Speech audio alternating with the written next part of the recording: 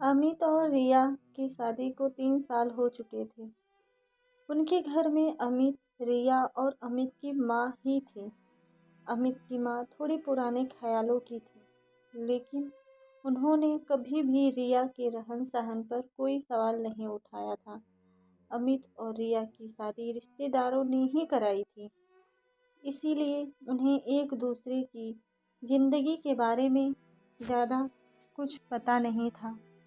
उनके सपने एक दूसरे से कुछ कुछ मेल खाते थे और आज वो अपने सपनों का घर बनवा रहे थे। घर पर काम करने वाले सारे आदमी बहुत ही खुशी खुशी घर बनाने का काम कर रहे थे। कारण बस एक था, उनके साथ अमित का व्यवहार। अमित उनके साथ बिल्कुल घर के सदस्य जैसा व्यवहार करता था। उनके साथ चाय पीने बैठ जाता, कभी उनके लिए पानी ले जाता और कभी गुजरे हुए ज़माने बातें करने लगता। रिया को अमित की ये आदत बिल्कुल भी पसंद न थी। उसे वो लोग अपने स्टैंडर्ड से नीचे के लगते। उसने अमित को कई दफ़ा रोकने की कोशिश भी की, लेकिन वो तो ऐसा ही था।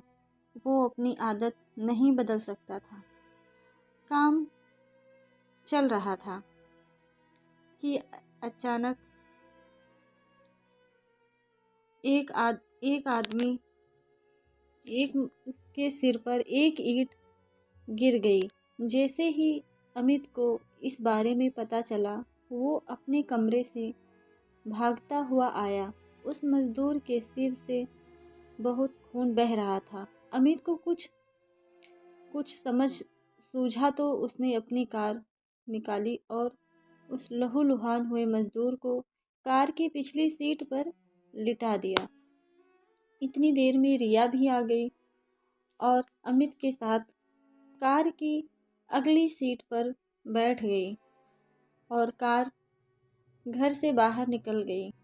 तुम पागल हो गए हो क्या? हमारी नई गाड़ी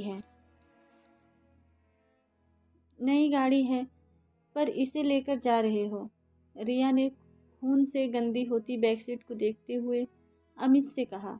रिया के चेहरे पर चिंता साफ झलक रही थी, लेकिन अमित ने उसकी चिंता की परवाह न करते हुए बोला, हाँ मैं पागल हो गया हूँ। जानती क्या हो तुम मेरे बारे में? तुम्हें पता भी है? इतना कहकर अमित एकदम चुप हो गया। रिया कुछ सुनना चाहती थी जो अमित ने कहा ही नहीं था। कुछ देर कार में सन्नाटा था। बस सड़कों पर चल रही गाड़ियों के हॉर्न और हवा की सरसराहट की आवाज़ ही आ रही थी। क्या नहीं जानती मैं तुम्हारे बारे में? आखिर क्या है ऐसा जो तुम्हारे दिल में है? मैं जानना चाहती हूँ। एक बार फिर से वही सन्नाटा था। तभी अमित ने धीमी सी आवाज़ में बोलना शुरू किया। बचपन में मैं बहुत ही नटखट और शैतान हुआ करता था। इतना शैतान कि पढ़ाई में बिल्कुल भी ध्यान नहीं देता था। मेरे पिताजी मुझसे बहुत तंग थे। उन्होंने मुझे बहुत बार समझाने की कोशिश की कि मैं पढ़ाई की तरफ ध्यान दूं, लेकिन मैं उनकी एक न सुनता था। और एक दिन उन्होंने तंग आकर मेरा नाम स्कूल से कटवा दिया। उस दिन मैं बहुत खुश था, पर यह खुशी ज़्यादा दिन न टिकी। अगले ही सुबह मेरे पिताजी ने मुझे अपने साथ काम पर चलने के लिए कहा। ये सुनकर तो मेरे पैरों तले ज़मीन निकल गई। काम के नाम से मैं डर गया, मगर अब कोई चारा नहीं था। मुझे उनके साथ काम पर जाना पड़ा। अमित पुरानी यादों में खो चुका था।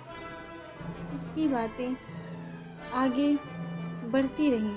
उसने बताना जारी रखा कि वो अपने पिताजी के साथ जिस काम पर गया था, वो काम मजदूरी का था। ये सुन रिया को कुछ समझ आने लगा, लेकिन रिया ने फिर से समझाने की कोशिश की।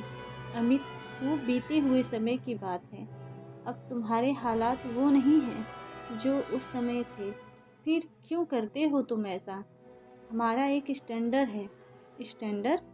रिया को टोकते हुए अमित ने सवाल पूछने के लहजे में बोला और आगे कहना जारी रखा। स्टैंडर्ड ने ही आज इंसानियत को दिखावे के पर्दे में इस तरह लपेट दिया है कि इंसान को इंसान का दर्द नहीं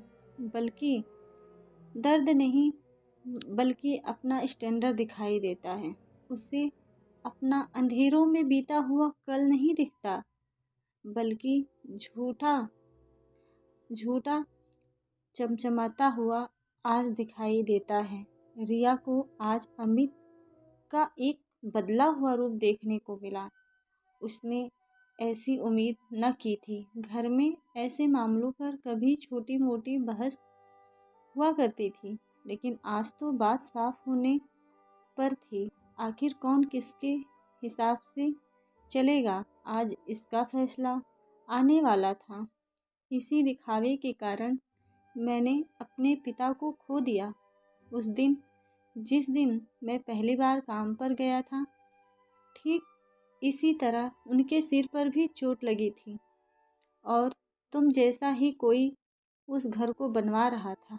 अगर उस समय उन लोगों ने एम्बुलेंस बुलाने की जगह अपनी कार में मेरे पिताजी को हॉस्पिटल ले जाने की कोशिश की होती तो शायद आज वो हमारे साथ होते। रिया सब समझ चुकी थी। उसे अपनी गलती का एहसास हो चुका था। इतनी ही देर में हॉस्पिटल भी आ गया। अमित ने कार हॉस्पिटल के गेट के आगे रोकी और उसी वक्त रिया कार से उतरकर मदद मांगने के लिए अंदर चली गई। कहानी यहीं खत्म नहीं होती है। अमित के पिता के मरने के बाद उसके काम के पहले दिन ने ही उसका भविष्य तय कर दिया था, मगर उसे अपना ये भविष्य पसंद न था। उसने घर की जिम्मेदारी संभालने के लिए उसने काम तो किया, लेकिन अपनी पढ़ाई भी जारी रखी और खुद को एक अच्छे मुकाम पर ले गया। इसीलिए वो इंसानियत का मतलब जानता था और इंसानों की कदर करता था, ना कि पैसों की। इंसानियत पर कहानी आपको कैसी लगी ज़रूर बताइएगा और मेरे चैनल को सब्सक्राइब करिएगा। धन्यवाद।